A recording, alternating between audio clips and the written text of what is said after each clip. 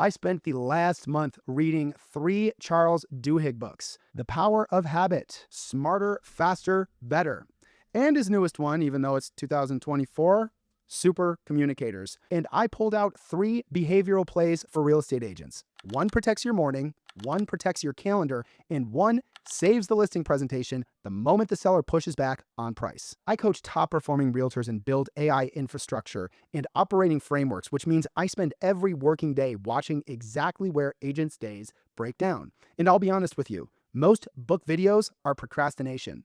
Somebody reads you a quote, you feel productive for 11 minutes and nothing changes on Monday morning. So every book on this desk is getting exactly one play, something specific that you can run tomorrow. And I'm going to script it for you, word for word. And stay for the third one from Supercommunicators because it exposes the exact reason most agents lose the listing presentation the moment the seller pushes back on price.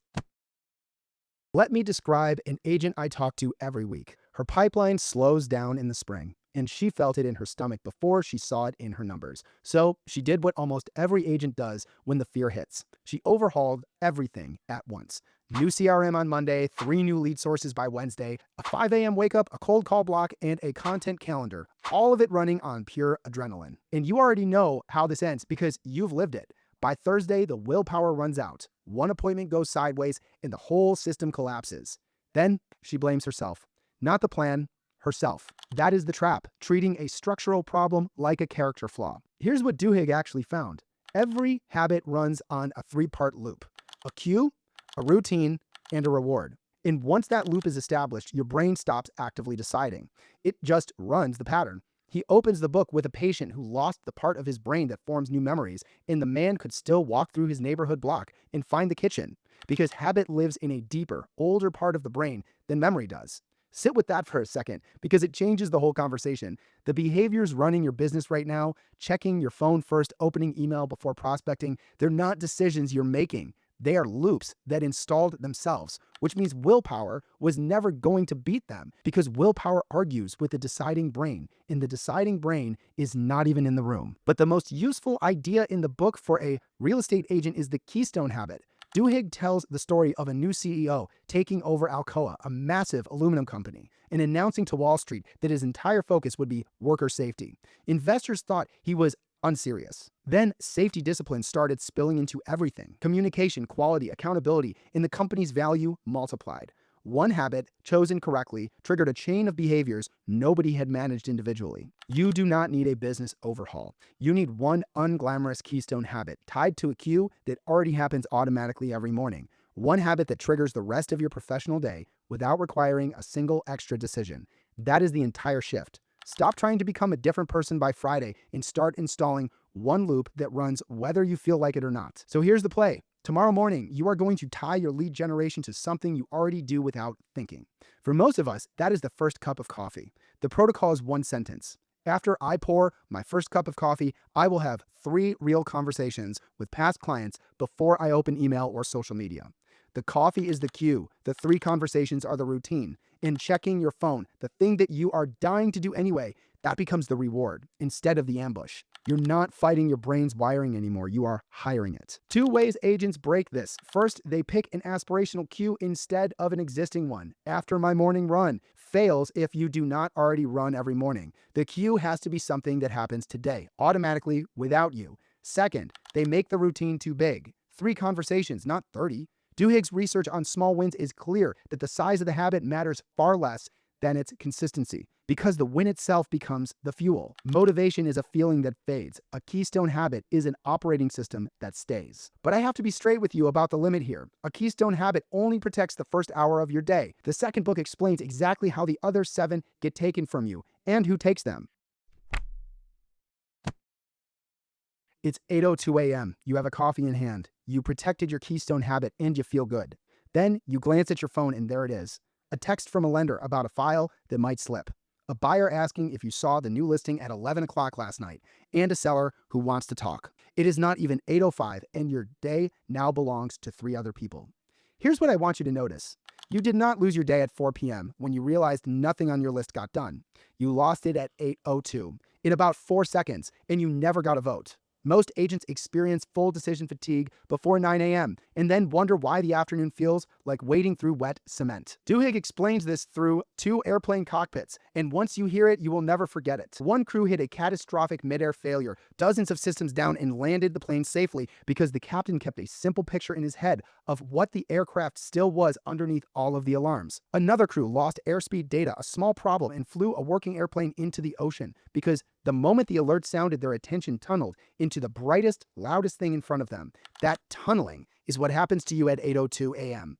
The text message is the alarm, and your brain locks onto it, not because it is important, but because it is loud. Duhigg's research found that the most productive people are not better at resisting distraction in the moment. They are constantly telling themselves stories about what is supposed to happen next, building mental models so when the interruption arrives, it lands against a picture that already exists. Focus is not a real-time skill. Focus is a decision you make the night before. If you wait until the interruption arrives to decide whether it deserves your morning, you already have lost, because in the moment, everything loud looks important. The agents who protect their calendars are not tougher than you. They just decided yesterday what they were willing to ignore today. Here's the play. And it takes 4 minutes every evening. Get a note card or open a note on your phone and write 3 things. Number 1, my primary action tomorrow morning. Just 1 sentence, call my 3 past clients before email. Number 2, the most likely derailment. Be honest and be specific because you already know what it is. A text from my nervous seller on Maple Street. Number 3, my pre-scripted response. Write the actual words now while you're in a calm state. Good morning. I'm in appointments until 11:30 and I'll call you the minute I'm out. If anything is truly urgent, text the word urgent and I'll step out. That is the whole audit. Tomorrow at 8:02, when the text arrives, you are not making a decision under pressure. You are running a script that you wrote when you were smart. The audit dies when agents turn it into journaling. This is not reflection time. It is not a gratitude practice, and it is not planning your whole week. It is 3 lines, 4 minutes, 1 morning at a time. The other failure is writing the pre-scripted response but not sending it, because in the moment you feel guilty. Send the words. A client who hears back at a promised time trusts you more than a client who gets an instant distracted reply.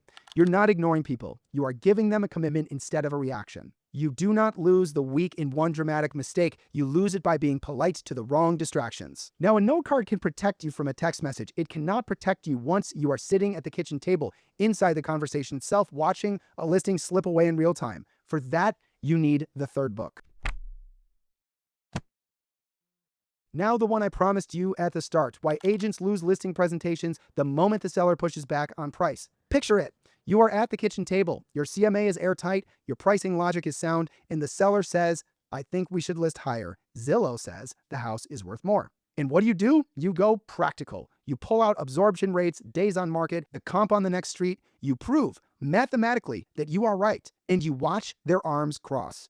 Because you answered the wrong conversation. That seller was not asking a math question. That seller was scared about the move, about the timing, about what the neighbors will think if the house sits. You brought a spreadsheet to an emotional conversation and you lost the room while being completely correct. In Supercommunicators, Duhigg's core finding is that every discussion is actually one of 3 different conversations. There is the practical conversation. What is this really about? What are we deciding? There is the emotional conversation. How do we feel about this? And there is the social conversation. Who are we? And how does this affect how others see us? His research shows communication only works when both people are having the same conversation at the same time. He calls it the matching principle. If you're speaking practically while they are feeling emotionally, you are speaking 2 different languages, and no amount of volume or data translates between them. Notice what this means for our seller.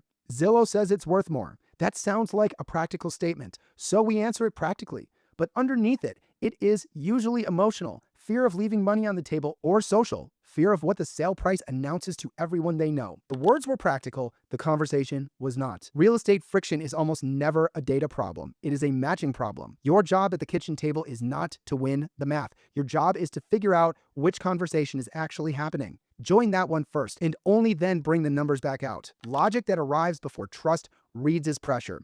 The exact same logic arriving after trust reads as guidance. So here is the play. The next time a seller resists a price adjustment or a buyer stalls, do not reach for the data. Pause and ask the exact question. Before we look at the numbers again, I want to make sure I'm actually understanding you. Are we trying to solve the logistics of this move right now, or are we dealing with the stress of the timing? That question does 2 things at once. It tells them that you see them, which lowers the temperature immediately. And their answer tells you which conversation you're actually in, so you stop guessing. And once they answer, Duhigg gives you the second half of the play. It is a technique researchers call looping for understanding, and it has 3 steps. Ask a real question. Repeat back what you heard in your own words, not theirs. Then ask if you got it right. At the kitchen table, it sounds like this. So if I'm hearing you right, it's less about the exact numbers and more that you don't want to feel like you gave the house away. Did I get that right? And then you stop talking. When they say yes, exactly, something shifts in the room because for the first time in the conversation, they feel heard instead of handled. Now the CMA can come back out and now it can actually do its job. Matching is not mimicry, and it is not agreement. You are not adopting their position on price, and you are not performing empathy with a script voice. You are genuinely finding out which conversation you're in before you respond. If you ask the alignment question and then immediately bulldoze back into your comps, you have made it worse because now they know you can see the fear and chose to ignore it. You cannot solve an emotional hesitation with a logical spreadsheet. You do not need a 50-page business plan or another software subscription to change how this business feels. You need one Keystone habit that protects your morning, one 4-minute audit that protects your calendar, and one question that protects your listing presentations. 3 books, 3 plays, and none of them require motivation because that was never the missing piece.